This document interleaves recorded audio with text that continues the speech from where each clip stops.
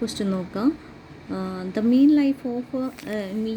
lifetime of certain product is 1800 hours with a standard deviation of 100 hours. By applying a new technique, it is claimed that the mean life has increased. To test the claim, a sample of 50 products were taken and it is found that the mean life time is 1850 hours.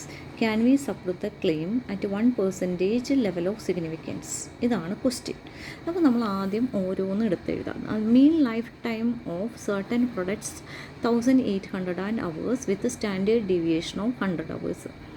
ഒരു പ്രൊഡക്റ്റിൻ്റെ മീൻ life time ഇത്രയാണെന്ന് പറഞ്ഞു കഴിഞ്ഞാൽ സാധാരണ രീതിയിൽ നമ്മൾ എവിടെയെങ്കിലുമൊക്കെ കടയിലൊക്കെ പോയിട്ട് അത് ചോദിക്കുമ്പോൾ അതിൻ്റെ ലൈഫ് ടൈം ഇതാണ്, ഏതെങ്കിലും ബൈക്കിൻ്റെ മൈലേജ് ഇത്രയാണ് എന്നൊക്കെ പറയുകയാണെങ്കിൽ അതിന് നമ്മൾ പോപ്പുലേഷൻ മീനായിട്ടാണ് പറയുക, ആവറേജ് പറയുകയാണെങ്കിൽ. അപ്പോൾ ഇത് മ്യൂ ആയിരിക്കും, പോപ്പുലേഷൻ മീൻ. ഇത് population standard deviation.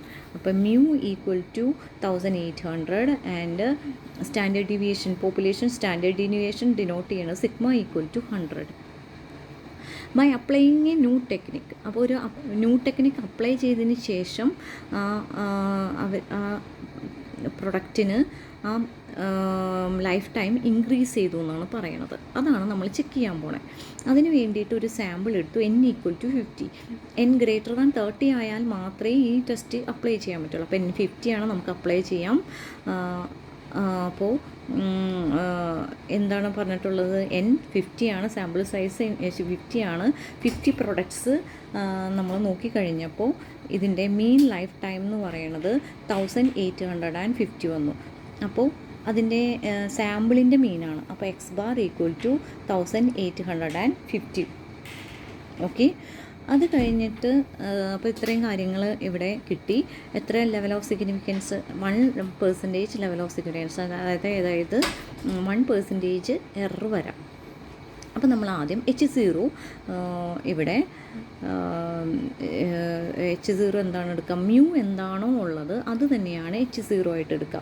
H0 equal to mu equal to 1800. ഇനി H1 ആണ് സെലക്ട് ചെയ്യേണ്ടത്. നേരത്തെ പറഞ്ഞില്ലേ, H1 എന്ന് പറയുന്നത് 3 ടൈപ്പ് ഉണ്ട്. മ്യൂ നോട്ട് ഈക്വൽ ടു വരാം, മ്യൂ ഗ്രേറ്റർ ദാൻ വരാം, മ്യൂ ലെസ് ദാൻ വരാം. അപ്പോൾ ഇവിടെ ക്ലെയിം ചെക്ക് ചെയ്യേണ്ടതാണ്. ക്ലെയിം എന്ന് പറഞ്ഞാൽ എന്താണെന്ന് വെച്ച് കഴിഞ്ഞാൽ മ്യൂ ഇതിൻ്റെ ലൈഫ് ടൈം എന്ന് പറയുന്നത് 1800 ആണ്. ന്യൂ ടെക്നിക്ക് അപ്ലൈ ചെയ്ത് കഴിഞ്ഞപ്പം ഇതിൻ്റെ ആവറേജ് എന്ന് പറഞ്ഞാൽ ലൈഫ് ടൈം എന്ന് പറഞ്ഞാൽ ഗ്രേറ്റർ ദാൻ 1800 ആയി. അപ്പോൾ അത് ശരിയാണോ എന്നാണ് നമുക്ക് ചെക്ക് ചെയ്യേണ്ടത്. അപ്പോൾ നമ്മൾ നോട്ട് ഈക്വൽ ടു എഴുതി കഴിഞ്ഞാൽ അത് ശരിയാവില്ല. ലെസ് ദാൻ ആയാലും അത് നോട്ട് ഈക്വൽ ടു ഓക്കെ ആവും. അപ്പോൾ ഇവിടെ ചെക്ക് ചെയ്യേണ്ടത് അതിൻ്റെ ലൈഫ് ടൈം ഇൻക്രീസ് ആയോ എന്നാണ് ചെക്ക് ചെയ്യേണ്ടത്.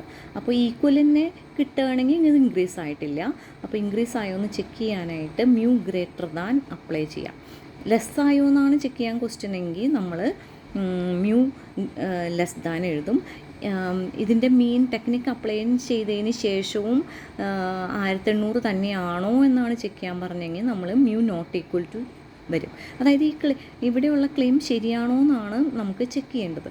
അപ്പോൾ അങ്ങനെ ചെക്ക് ചെയ്യാനായിട്ട് ശരിയാണെന്നും ശരിയല്ല എന്നും ഉള്ള 2 ഓപ്ഷൻ ഉണ്ട് ഇവിടെ.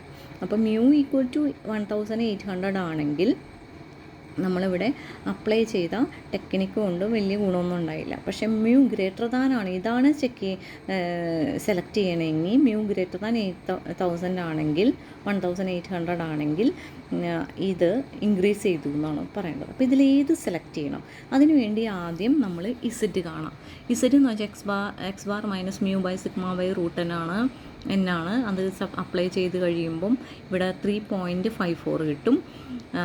പിന്നെ ഇവിടെ ഗ്രേറ്റർ ദാൻ ആയതുകൊണ്ട് മ്യൂ ഗ്രേറ്റർ ദാൻ ആയതുകൊണ്ട് റൈറ്റ് ടൈൽഡ് ആണ്. 1% ആ ടേബിളിൽ തന്നിട്ടില്ലേ, അത് വെച്ച് നോക്കുമ്പോൾ ഇസഡ് ആൽഫ എന്ന് പറയുന്നത് 2.33 ആണ്. അപ്പോൾ ഇവിടെ modulus Z greater than Z alpha കിട്ടി. അപ്പോൾ അങ്ങനെ വന്നു കഴിഞ്ഞാൽ എന്താ വരിക? Reject H0. റിജക്റ്റ് H0 എന്ന് പറഞ്ഞാൽ H0 റിജക്റ്റ് ചെയ്തു. H0 റിജക്റ്റ് ചെയ്താൽ നമ്മൾ ഏതെടുക്കും? H1 എടുക്കും. അപ്പോൾ H1 എന്ന് പറയുന്ന ക്ലെയിം അല്ലേ, അതായത് മീൻ ലൈഫ് ടൈം 1800 ഇൻക്രീസ് ചെയ്തു. അപ്പോൾ H1 എടുക്കുക. അങ്ങനെയാണെങ്കിൽ സപ്പോർട്ട് ക്ലെയിം.